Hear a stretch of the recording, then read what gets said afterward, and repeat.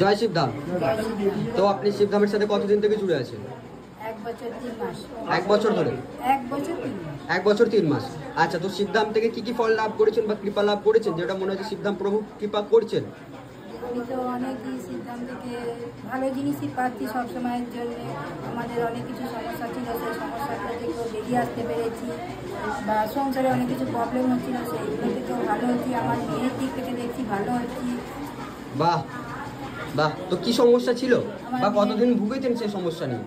আমি ভুগেছি আজকে 20-21 বছর। 20-21 বছর? আমাদের দুই স্বামী স্ত্রীর মধ্যে গন্ডগোল ছিল। আচ্ছা, তো সেই সমস্যা নিয়ে 20-21 বছর ভুগেছেন? তো সেই হ্যাঁ হ্যাঁ, সেই সমস্যা নিয়ে কোথায় কোথায় দেখিয়েছিলেন? কোথাও? প্রথমে একদম শিবধাম। তো শিবধামের খোঁজ কি করে পেলেন বা শিবধামের বিষয়ে জানতে পারলেন কি করে? যখন বাবা দুর্গাপুর গেছিল, আমার বোনজি ওখানে গেছিল। আচ্ছা আচ্ছা। বোনজি 2-3 মাস কাটার পর বললো, মাসি তুমি এইখানে বিশ্বাস করো, সেই বিশ্বাসে এগিয়ে এসেছিলেন। আচ্ছা, সেই বিশ্বাস নিয়ে আপনি এগিয়ে এসেছেন এবং শিবধামে এসে সেবাও নিয়েছেন। আচ্ছা, তো এখন সেই সমস্যা থেকে কি মনে হচ্ছে, কিছু বেটার হয়েছে বা ভালো হয়েছে? হ্যাঁ, আমাকে যে মানে আমি দোষী নয়, আমাকে দোষ দিতে বা উল্টে পাল্টে কথা বলতো, সেইগুলো মানে করছি এসে, সেই যে বলতো তাকেই মানে বলছে সামলাও বা চুপ করো। আচ্ছা আচ্ছা। আমার কোনো মানে দোষ বা আমার দিকে যেটা আপনার উপরে ভুল দোষ আসছিল সেটা এখন মিটে গেছে, তাই তো? বাহ বাহ। তো শিবধামের ছবি প্রতিষ্ঠা করেছেন বাড়িতে? হ্যাঁ, শিবধাম ছবি প্রতিষ্ঠা বাবার আদেশ এসেছে 16 সোমবার। বাহ। তো এখন শিবধামের নিয়ম বিধি ফলো করা হয় তো সেখান থেকেই? আচ্ছা আচ্ছা। তো আপনি যে ধামে এসেছিলেন, ধামে আসার পরে কি কোনো রকম টাকা পয়সা নেওয়া হয়েছিল আপনার কাছ থেকে? কিচ্ছু নয়, এমনকি লক্ষ্মী বন্ধন, গৃহ বন্ধন যা কিছু দরকার বাবা বলে, যার মনে হয় নেই, যার কোনো চাপ নেই, কোনো মানে জবরদস্তি করা হয় না আর কি, তাই তো? না।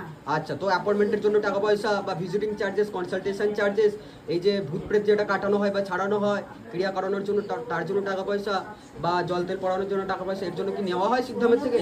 আপনি তো শিবধামের পুরনো ভক্ত, 1 বছর থেকে জুড়ে আছেন, 1 বছর 3 মাস থেকে, তো আপনি অনেক কিছুই জানেন। তো আপনার সেই অভিজ্ঞতা থেকে বলুন, সত্যি কি নেওয়া হয় যেগুলো মানুষ বলছে আজকাল, যেগুলো কমেন্ট করছে ভিডিওর মধ্যে, যে শিবধাম নাকি শিবধাম ফেক জায়গা, মিথ্যে জায়গা, শিবধামে নাকি টাকা পয়সা লোটা হয়, বোকা বানানো হয় লোককে, তো তাদেরকে কি বলবেন আপনি? তাদের উদ্দেশ্যে বলবো তারা ভুল, তারা মানে যাদের কথা শুনে এইভাবে নাচছে বা এই সমস্ত যা ভুয়োগুলো দিচ্ছে, তারা সম্পূর্ণ ভুল। তারা এখানে আসুক, এসে সমস্যা সমাধান সামনে এসে গিয়ে দেখুক যে কি ব্যাপারটা, জিনিস নিজে বুঝুক, কারণ লোকের কথাই না নাচাই ভালো। ঠিক, যেটা বুঝছি সেই বুদ্ধিটা থেকে এগিয়ে আসুক। একদম ঠিক। নিজের বিশ্বাস, নিজের বুদ্ধি নিয়ে আসুক, নিজের পরিচয় নিজে দিই। ঠিক। তাহলে শিবধাম থেকে কৃপা হয় কিনা? আপনি তো অনেক দিন থেকে জুড়ে আছেন। আমি অনেক দিন থেকে জুড়ে আছি, আমি 6-7বার অ্যাপার্টমেন্টেও এসেছি। বাহ। তো শিবধাম থেকে কৃপা হয় কিনা আদৌ? মানে এই যে বলছে যে শিবধাম ফেক জায়গা, মিথ্যে জায়গা, কাজ হচ্ছে না, টাকা পয়সা লুটে নিচ্ছে, তাদেরকে কি বলে বোঝাবেন আপনি? এই যে আপনি প্রতি মুহূর্তে শিবধাম প্রভুর কৃপা পাচ্ছেন বা লাভ করছেন কৃপা, তাদেরকে কি বলতে চাইবেন সেই জায়গা থেকে দাঁড়িয়ে? আপনি তো শিবধামে এসে সেবাও নিয়েছেন, এখন খুব ভালোভাবে আপনার দিন কাটছে শিবধাম প্রভুর কৃপাতে। যে একটা সমস্যায় আপনি ভুগছিলেন ফ্যামিলি, সেখান থেকে তো তাদেরকে কি বলতে চাইবেন? আমি তো বলবো যে যেখান থেকেই যারা যেভাবে মানে এই ঠিকানা পাক বা জানতে পারুক, তারা সামনে এসে দেখুক ব্যাপারটাকে। আবার অন্য লোক তাদের কানের দিকে অন্য কথা বলছে, সেই কথাটাই না কান দিয়ে যেটা বিচার করতে হবে, আমি সামনে এসে দেখবো একদম কি।